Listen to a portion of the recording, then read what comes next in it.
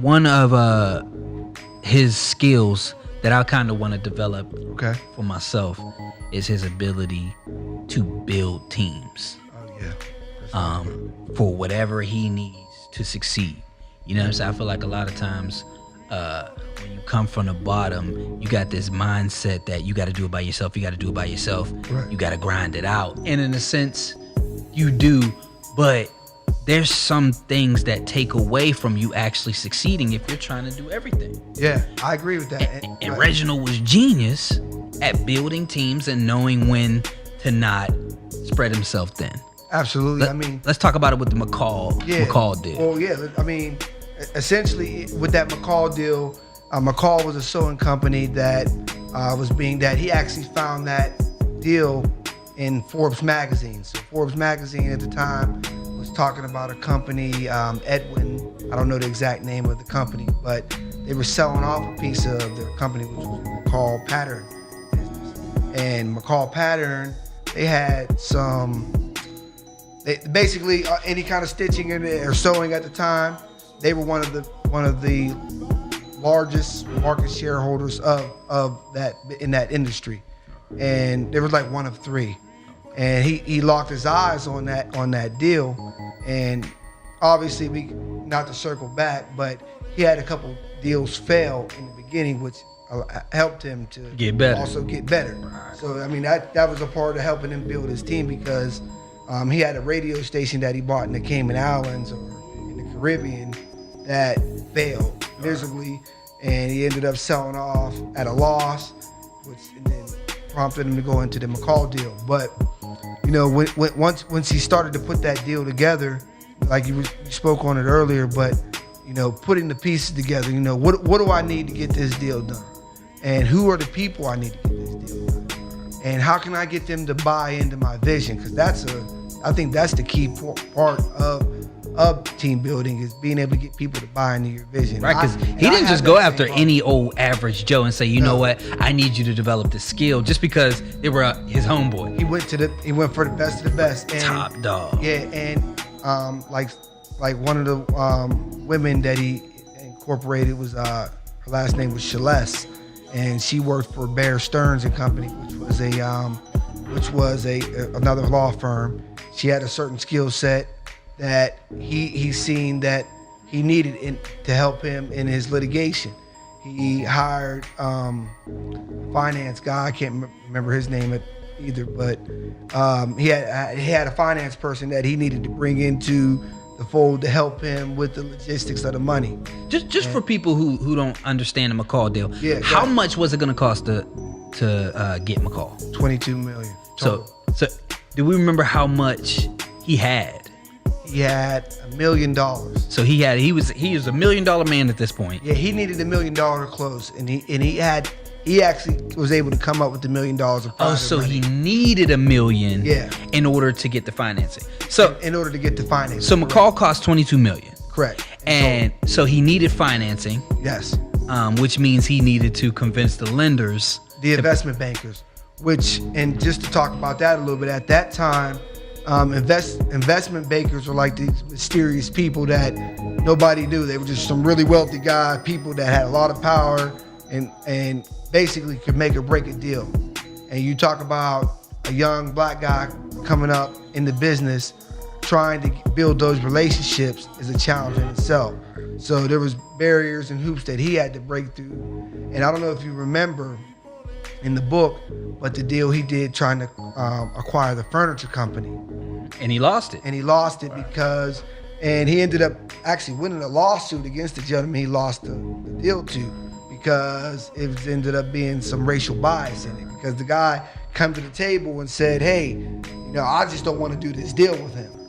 And those are the challenges that he faced at that time. So you fast forward. A lot of people will think just because you got the money, this person's going to want to sell it to you. But sometimes the person who's selling may not want to sell to you. To you, correct. You know what I'm saying? And he learned that lesson then. So he's like, okay, not only do I need to come up with the money, yes, but I need to come up with someone to ensure that you're going to want to sell to me. Yes. You know what I'm saying? Yes. Yep. And he learned that from that deal. Yes, absolutely. And then even with that, he learned how to navigate those waters a little better too, because his team was diverse. He didn't just have all brothers or just all white guys or all women. He had the best of the best that he had tried to acquire to get these deals done. And with having those people on there comes their resources. So the guy he brought on to help him with the accounting had relationships in the investment banking world that he was able to capitalize on, which helped him. And I think a lot of that also, talking about the McCall deal, let's just fast forward. I mean, he was able to sell that company for $90 million. All right, that's the craziest part. So he bought it for 20. He put $1 million in. He raised $1 million. Because he got what? Yes. Didn't he get what? Family members. Yes, and some private buddies that he had, that helped him with it. $1 million, and then he had some real estate. We could talk about that too. He used this part of his real estate. He bought a brownstone. Him and his wife, when they got married, they bought a brownstone in New York that he leveraged in that deal also, which helped him acquire, give them the capital he needed to take the closing. So let's talk about all the team members. 90-1. Let's talk about all these team members that he joined on in order to get the McCall done. Okay. So everybody that he brought in order to raise the $1 million. Correct. Who else did he bring on? I remember him mentioning a name that he brought in just for credibility. Do you remember that? So I can't remember the gentleman's name. I remember him saying, I need him to let them know that I'm serious. Yes. That was the relationship. I cannot remember his name off the head. Greg or something. I remember because they was like, because they asked the question, is this person serious? And he was like, yo, I'm saying he's serious. Yes. Vouching for him. Almost the same way his professor did. Had to vouch for him. Right. He found someone. Yes, that was able to do that. And what that allowed him to do, obviously, that opened that door for him to get that financing. And then, you talk about, just to talk more about his team, he had to put together a pretty detailed, structured team to handle the tax portions. Because that's where he gained his edge at. He was able to manipulate the tax structures on these deals to free cash flow for him to actually pay back on the debts that he acquired on the property, on the actual company. So that was his niche in the game that allowed him to go ahead and tap into and start doing a lot of venture capital deals, obviously bigger deals. Right.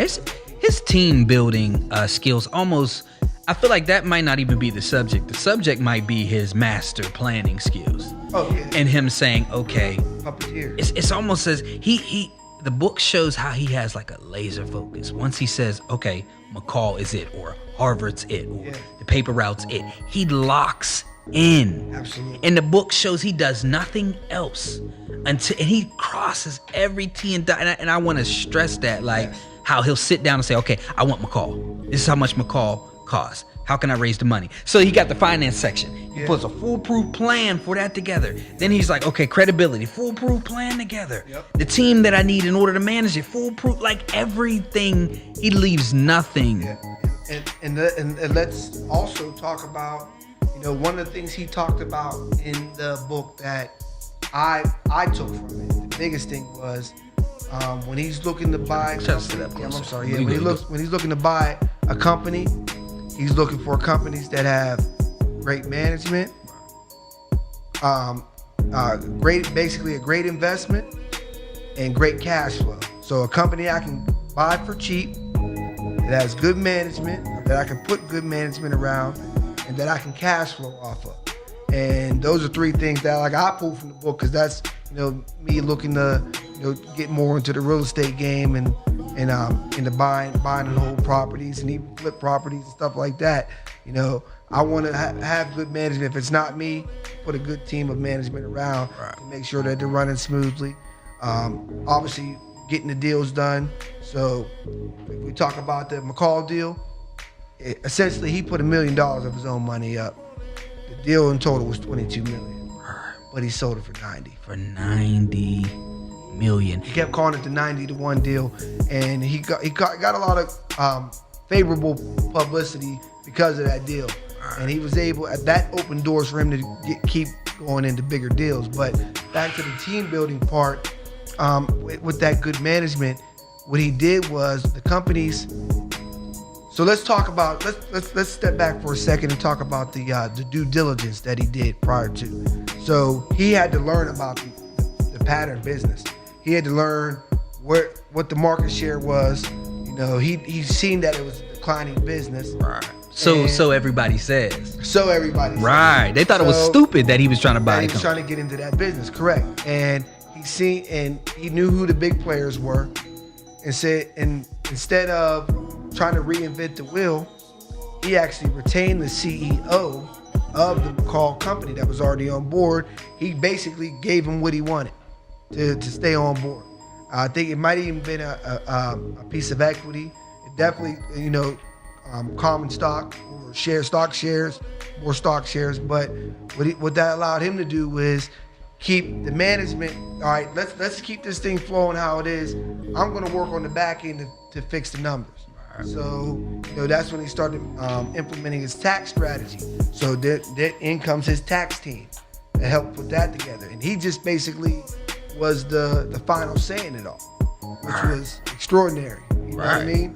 And it's wild because I really want people to take away that his ability to put those teams together and put those plans together, because even like you said, even after he succeeded at his plan to purchase the company, he succeeded at his plan to make the company successful. Yes. Like, we're talking about a company that was losing, and he took them to a profitable place. So he had to sit down, put that plan in place for that. And then he decided he wanted to get out and he wanted to sell this company.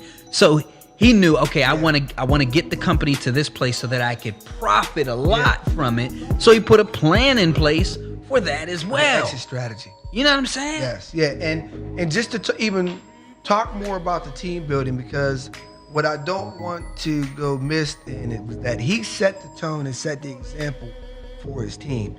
So he was the first one in, he was the last one out, and that was displayed in the book. A lot of the people that were on these deals that spoke of him in the book said how diligent and how hard he actually worked. And then when you signed up to work with him, you had to be all in or nothing. So he might call you at 1 o'clock in the morning, like say, hey, I need you over at the office, and he's gonna beat you there. All right. So again, when you're talking about leadership and team building, I think that's one of the things that I really took from the book, is that, and that I want to, carry into, the next level of where I'm trying to go with my businesses. Obviously I have a pretty good work ethic, I like to think, but setting that tone to get people to buy into. True story. You know what I mean? And the people that come on board for those teams, those people are putting in a lot of hours. You know what I mean? They were getting pretty nice pays at the end. The reward was great. Everybody ate, but it was brutal up to that point. So there was a lot of sacrifice that they had to have at that time. Which a lot of them, most of those people that were on this first deal with him moved on to this next deals with him. Right, true story. They realized although it was rough, We were successful. And he was hard to work with. It almost brings you back to sports. Like, think about, we never played on the same team together, but I could imagine it was the same culture. Yeah. Everybody's pushing everybody. Everybody's holding it. Like, we always ready to fight because I want to win, you want to win, and we're going to push each other. Reginald took that mindset into the business world. I'm pushing everybody. There's no excuse. I'm going to hold you to an impossible standard so that you're somewhere here. Because if he didn't, they would just operate at average. Absolutely. So he said, this is impossible. You got to be impossible. And they be here. And it made the company successful. Made him grow. You know what I'm saying? And that's extremely important. Yeah. Oh man. I mean, when you think about it, man, like you said, we're the type of guys, and I know other guys that have been entrepreneurs longer than me. They take it on all themselves. So, you know, and yeah. I mean, I'm just saying we all do it because we don't feel like we're either in the place to get the support, or we don't necessarily know how to get people to buy in. But there's always hungry people out there. We just have to be diligent enough to seek them and find them. I agree. I'll be honest. Mine came from getting burnt early. I've always had a personality where I like to keep my relationships cool with folks, especially my loved ones. Correct. And early on, my early hustle when I was like 10 years old was cutting grass. And I put my homie on. And I mean, I had a nice little route. Yeah. And so I've got a second lawnmower, and he wanted to make some money. So I'm like, cool. I gave him 2 lawns down by where he lived. Okay. And you know what I'm saying? Long story short, I got a phone call that night from Coach Rick. Yeah. Rick Crawford. Okay. And he said, "Oh, what's going on? Yeah. Only half of my grass is cut." Oh, yeah. So I called my homie. I'm like, "Yo, what's good? Like, I don't have this reputation. I'm cleaning everything up. I don't care if I'm 10 years old. This is crispy. Right. People want me to cut their grass." Absolutely. And so it almost ruined our relationship, and I never wanted that to happen again. I'm just now realizing this is some therapeutic shit for me. Yeah, we talking. You know what I'm saying? Let's get it. I realized at that moment, like, wow, that's why you don't trust nobody to build with you, because you don't really want to ruin any relationships. Yeah, but I almost have to be willing to. Yeah. Because in all actuality, I probably won't. It'll probably make it better. Yeah, and you have to, and we have to set that standard from the very jump. Like, and all right, we're talking again. We talked about desire. We talked about faith. We talked about discipline. We talked about being able to process issues. But we also got to talk about how you have to set the standard. You have to, at all times, you know, you have to be consistent with that. That consistency is a huge key to, I think, what we've seen with Reginald Lewis, because every day he was at it. Right. You know, once the deal got done, they celebrated, and then he's back to it. Right. You know what I mean? I'm sure, you know, they took vacations. He always talked about the Harvard Club, you know, where like he would go he liked certain places he'd like to celebrate, you know, get his team, take care of his team and stuff like that. But he made the work that he put in made the reward that much better. Right. So, and you know, like I said, finding teammates and team members to see the big picture is definitely going to be a major key. Because you know, likewise to your story, it was very similar, but I didn't. A lot of my friends, they kind of shied away. You know what I mean, from the work. Because I used to cut grass. I mean, I would do just about anything. I'd collect cans. You know what I mean. We were scrapping. My granddad showed me how to scrap. And, you know, a lot of my friends would shy away from that stuff. So, you know, fast forward, you know, I'm still trying to get to that point now with, you know, friends and people that I deal with or talk to is actually like, all right, you know, it kind of still sits in the back of my mind. Like, all right, man, you didn't even want to cut grass back in the day with me. Right. So why would I want to bring you on with this real estate deal? Right. You can honestly feel it when people be like, yo, what's up? I want to do such and such. I'm like you ain't really showed me that you really do want to do this. Like, I'm with it, but are you really going to get in the doghouse with me? Like, I've never worked on a crib in my life. I grew up in a home with a single mother. Yeah. She ain't know how to fix nothing. I ain't know how to fix nothing. Right. So, you know what I'm saying? It's been dogged out. YouTube University, Google University, figuring out everything. Piping. I changed the water. I put the drywall up, mudded everything. Like, research myself. Yes. You know what I'm saying? I mean, my brother-in-law helped me a little bit with the drywall, but I finished it because I had to. Yeah. Like, I need to see that from you. Yeah. You know what I'm saying? But and think about this though too, Seth, because going forward, when you do more properties, and when I do more properties, now we know what that looks like. Right. So we know that the expectations are already there. So yeah, it might have took us 3 days to get that drywall done, but if I got the contractor coming through to do the drywall,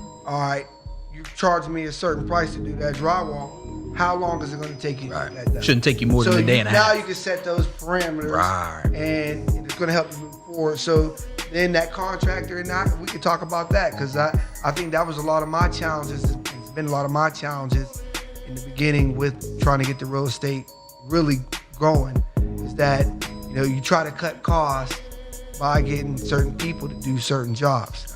And not to belittle anybody or anything like that, but you might get Joe Schmo the drunk down the street because you seen him do a floor for somebody else and he's gonna do it for $100. And all right, cool, come on, do this floor. Right. You end up spending another $500 right. to clean up Joe Schmo's mess. So, true story. You know, true recognizing those things. And so Joe's not gonna be on my team going forward. Now I'm getting better with that. You know, I'm realizing that, you know, I have to look more towards the back end for my strategy and what I'm trying to do. True. Sort of just like he did. You know what I mean? Like, just like Reginald did. He was very good at seeing the bigger picture and what he could do on the back end. Right. So, yeah, all right, I might have to pay more money up front for this lawyer to review this contract, or the accountant to make sure the numbers is right. You know what I mean? And when you do not cut corners, Yeah. and you actually go the real route, Yeah. that's difficult. It's so much more benefits because Gratifying. although you might have got it cheap from Joe Smo, Correct. first off, you didn't pay him, and you didn't give a W-9, so you can't even write this off. Correct. You can't even put this as a cost Correct. on your taxes. So it's not documented. Then, you know, that doesn't help you when it... And then, you know, did you account for that cash that you actually spent? Exactly. You can't now. That's just money that's gone. Yeah. Then you got to put more work in because, or you got to be there on their back telling them what to do, Yeah. yada, yada, yada. Yep. And then, like this, it's remind me of COVID. Yeah. Like the whole COVID stuff with the relief money. Yeah. Like a lot of people, a lot of black companies who couldn't reap the benefits from the COVIDs because Unorganized. not too many black organizations are actually writing down all their details Yep. because they want to keep their money. They don't want to pay taxes. And this isn't just black people. No. I reached out to a lot of black Yeah, companies yeah. about it. Right. And a lot of them didn't have their books right. Yep. You know what I'm That's a saying? fact. And that comes with, when you do that right, those benefits are there. Yeah. When the bank sees, okay, yeah, these might have been your costs. Yeah, here's your but balance sheet. Here's you your, made this amount of money. Here's your cash flow statement. Hey, now you can get lent more money to extend. But if you held back 20 grand, Yeah. you know what I'm saying? You try to go to the bank, you be like, whoa, no. Here, take this cash. Now, you can't lie, No. because what if an audit comes and all, you know what I'm saying? So Where'd this come from? doing things, and even like you said, going to a lawyer, spending that money, Yeah. that lawyer probably knows something that'll take this to a whole nother level and answer more than what your question was. Listen, and this has been my experience this year. I had a lawyer that wrote up a contract for me that's gonna set the standard for me going forward on how I design. Now I don't have to get this contract again, but I'm gonna use the same strategy in doing real estate deals using this contract that she wrote up. And so that $1,500, $500 that I paid to that attorney is going to make 10x or more. You know what I mean? Right. So, and then also, you know, thinking about, you know, not to get too much into, you know, the real estate part of things and stuff like that, but, you know, thinking about acquiring properties, you know, the way we've been acquiring them through the auctions and stuff like that, you know, through foreclosures, things like that, with the clouds on the title. You know, I'm one of those people that wants to have that taken care of from the rip. So I'm already accounting for those costs. Right. So, and then, you know, think about that relationship. Also, once that attorney or that lawyer sees that you do good business, you can almost call on them anytime. Hey, could you help me with this? Or hey, what do you think about this? Or can I come see you? And they understand the relationship's there. So now that's a teammate. Right. You know, that contractor that did good work and you were able to get them their money on time with no issues, and you were able to get your people stay on schedule with your, stay on track with your schedule, he's a teammate now.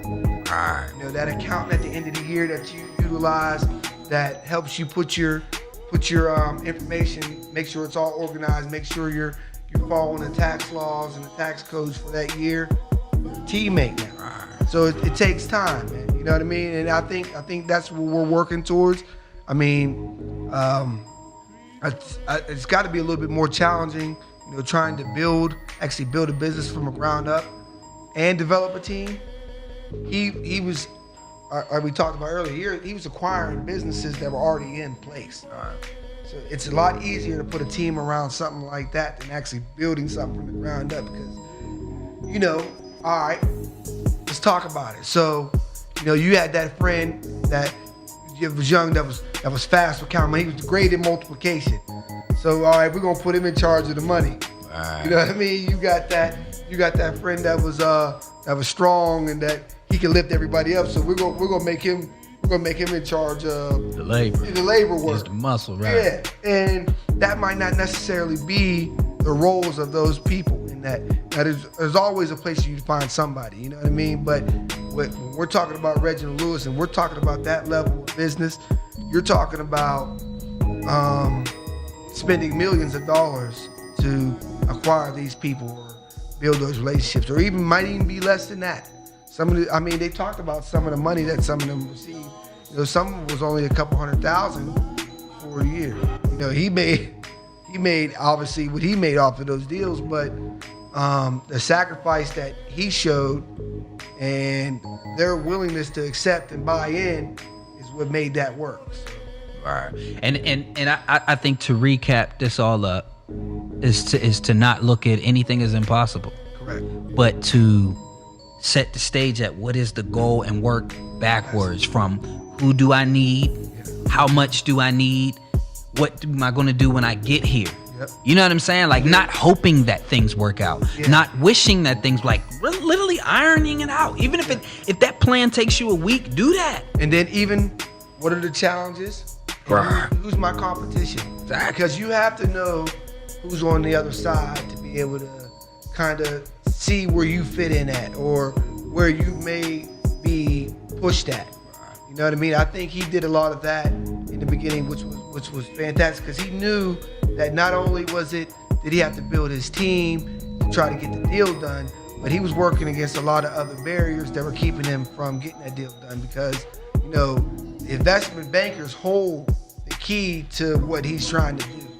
So to be able to navigate those relationships, but he identified that from the beginning. And, you know, like I said, I think that helped him to really scale what he was trying to do. Truthful. Yeah.